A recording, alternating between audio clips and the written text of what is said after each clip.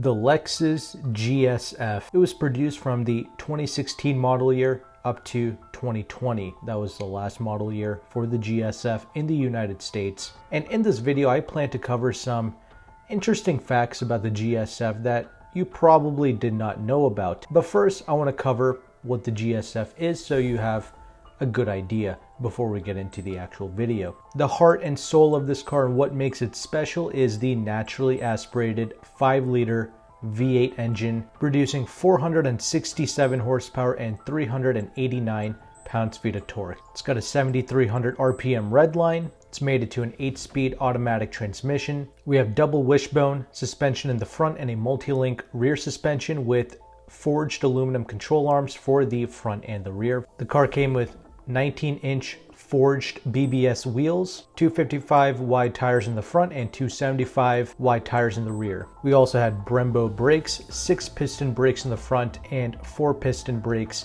in the rear. 0 to 60 was rated to be around 4.5 seconds, had a top speed of around 168 miles per hour. It was electronically limited, of course, and the quarter-mile time was 12.8 seconds. Fuel economy was pretty decent for a vehicle like this. It got 16 in the city, 24 on the highway. You did have to use premium fuel, of course.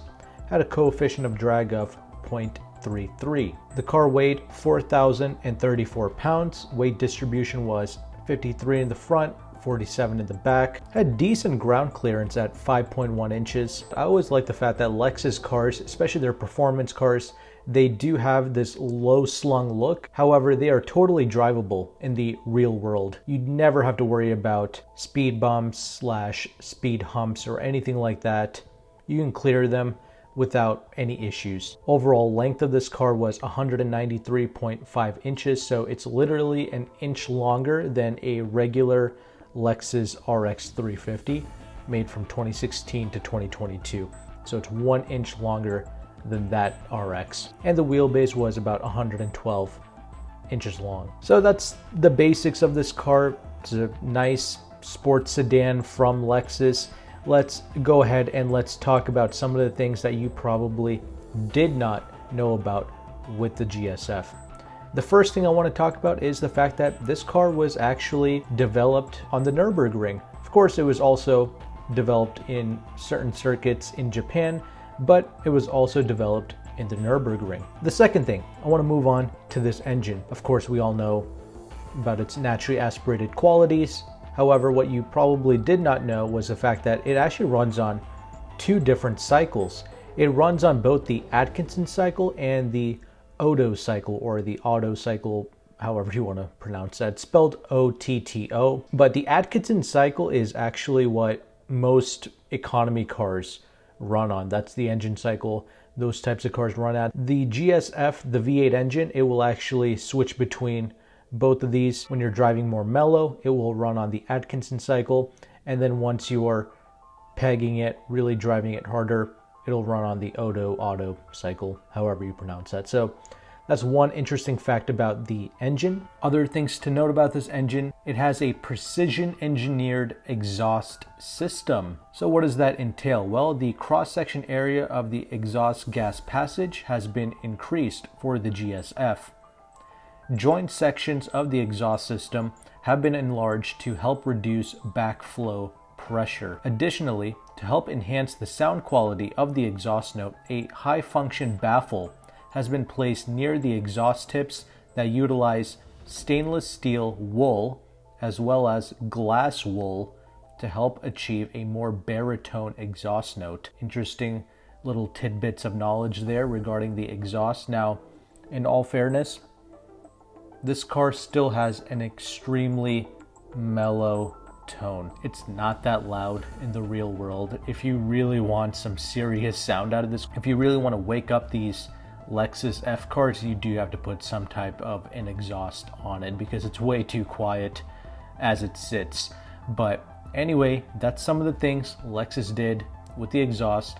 Another thing that you may or may not have known about is the fact that the GSF actually has an active sound control, or an ASC as they like to call it. And what is it? Well, it is fake engine noises being pumped in through the speakers. You may or may not have known about that, but the system electronically synthesizes and assists the sound of the engine and the exhaust note in response to the accelerator and shift lever operations. It then disperses a sonic note via the speakers installed at the front and the rear of the cabin. Fortunately, you can turn this off. So there's a little button that you can press and you can turn off this fake engine noise. So I like that. I know a lot of other cars where you don't have a choice. You have to sit there and listen to the fake engine noises being produced through the speaker system. I know many people hate it. I don't know, some companies do a better job at it than others, but in the case of the Lexus, at least you can turn it off. I know Top Gear made fun of the RCF with its various modes, and rightfully so. This thing has way too many drive modes to select from. It's way too complicated, but I'm gonna go through it. So as far as the drive mode selection goes, which controls the drivetrain, the engine, transmission, programming, etc. You have a normal mode, an eco mode, a Sport S mode, and then you have a Sport S Plus mode. But we're not done there, because this car also has a standard, a slalom, and a track mode. And then we also have a different sport, and then we also have a expert mode as well. So what are all of these extra modes? Okay, so this car has a torque vectoring differential, or a TVD, and it's quite impressive. It can send torque to the wheel, to the rear wheel that needs it, whether it's the left or the right, within 1,000th of a second. It's very quick to distribute torque to either the left or the right rear wheel, and it does this through a multi-plate clutch and a planetary gear set. The standard, the slalom, and the track mode, those three modes are for the torque vectoring differential. The other, normal, eco, sport, sport plus, that's all for the engine and transmission. And then finally we have another set of sport and expert modes. What's that for? Well, that is for the VDIM, which stands for Vehicle Dynamic Integrated Management System. And what is this system? Well, it encompasses the ABS, the VSC, and the traction control. So essentially you can put your VDIM in either sport or an expert mode. Once you put the vehicle into expert mode, it essentially turns off the traction control, and the VSC, or the stability control, will be limited. But if you put the vehicle into Sport Plus mode, then that also kills the stability control as well. In conjunction with the expert mode, then everything should be turned off except for ABS. But knowing Lexus, I'm sure the traction and the stability control are still working in the background somewhere, because these are very safe cars to drive, these Lexus cars. It's kind of hard to crash them or to lose control in them. But supposedly, once you have it in Sport Plus, once you put the VDIM system in its expert mode, you should have the traction and the stability turned off. So hopefully that clears up the various drive modes of the GSF / the RCF. So that's the third topic there. The fourth topic I want to address is the aerodynamics of the GSF. One of the challenging areas to tackle for Lexus when developing this GSF was actually with the front tires. They apparently created a great deal of turbulent air that increased drag as it passed the rest of the vehicle. So a special groove-shaped front fender liner had to be fitted that allowed air to flow more freely near the front section of the car. There's also these under trays throughout the underbody of the car, which covers the underside essentially with these little trays.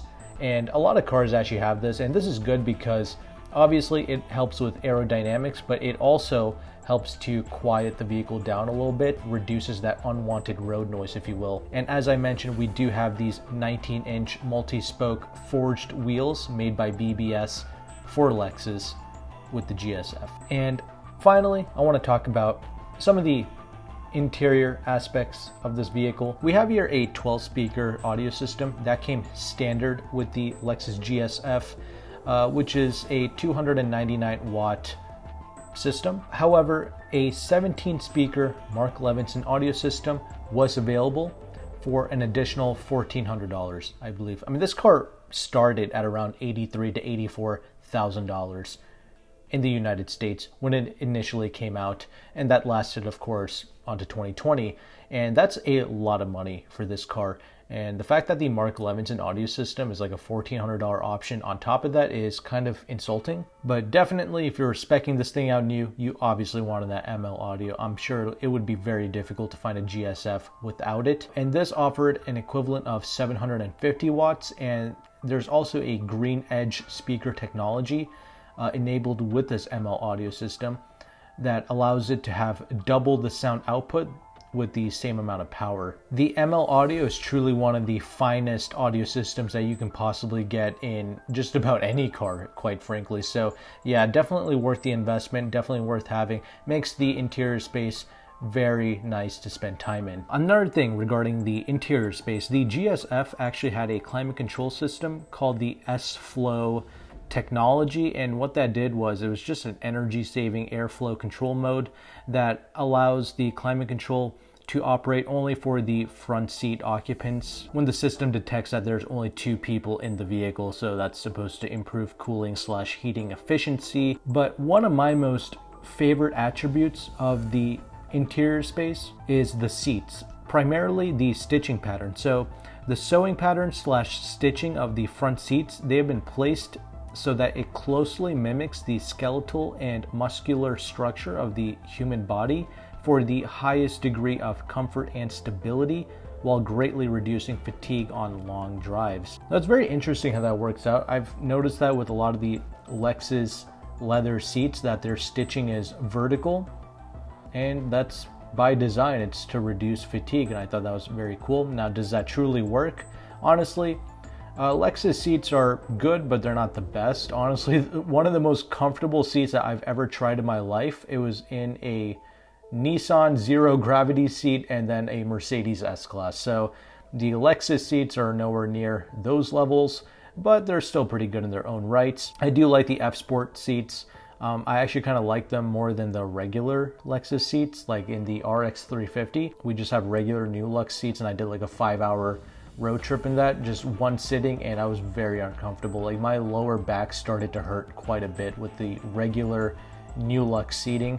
Once you get the true leather seats, the semi-aniline, the F Sport or the sport seats, I kind of like those a little bit more than the regular seats found in regular Lexus cars. And another attribute, well, there was a bunch of safety features available with the 2016 GSF when it first came out. Pre-collision system, dynamic radar cruise control, lane departure alert, automatic high beams, blind spot monitoring, rear cross traffic alert. I mean, those are like the main safety features I care about, and it came with it. The car pretty much remained unchanged for the most part as it continued throughout its various model years.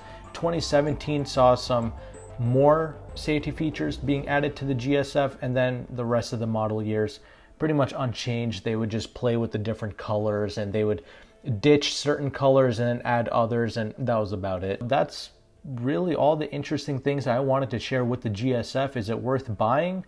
No.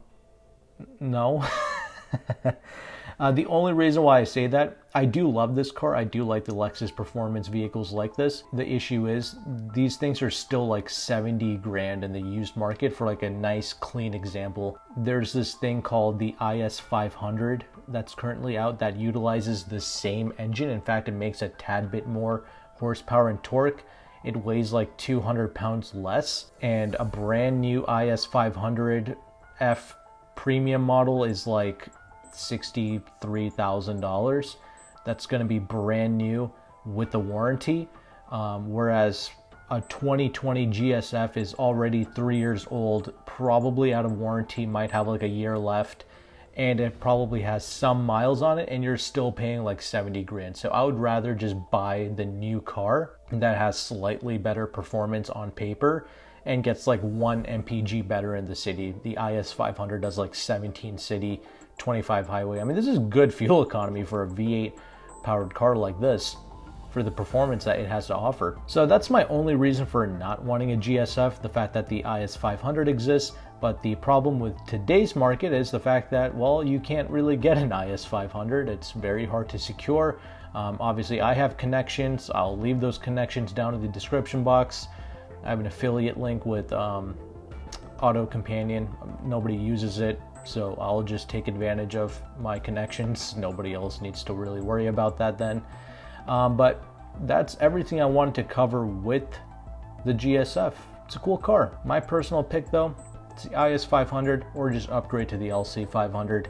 The LC is just next level. Really enjoyed my ownership, my like 2-year ownership experience with the 2020 LC I had. It was pretty phenomenal. So I'll leave a link to that video. It'll be on the end screen here, and I will see you there.